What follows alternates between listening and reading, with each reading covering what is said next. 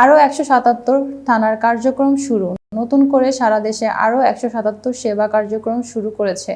আজ শনিবার পুলিশ সদর দপ্তর থেকে মুঠোফোনে পাঠানো খুদে বার্তায় এ তথ্য জানানো হয়। পুলিশ সদর দপ্তর বলেছে, দেশের 639টি থানার মধ্যে আজ বেলা 3টা পর্যন্ত 538টি থানার কার্যক্রম শুরু হয়েছে।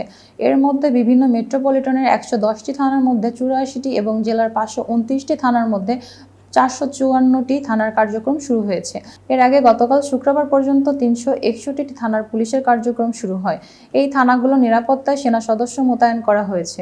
গতকাল আন্তঃবাহিনী জনসংযোগ পরিদপ্তর আইএসপিআর জানিয়েছে, রাজধানী ঢাকার 29টি থানাসহ দেশজুড়ে 417টি থানার ইতিমধ্যে সেনা মোতায়েন করা হয়েছে।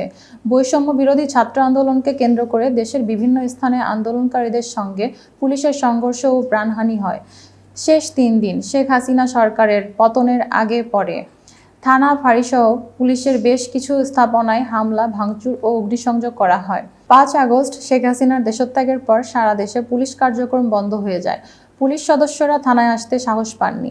স্থাপনা পাহারা দেওয়ার জন্য আনসার সদস্য মোতায়েন করা হয়।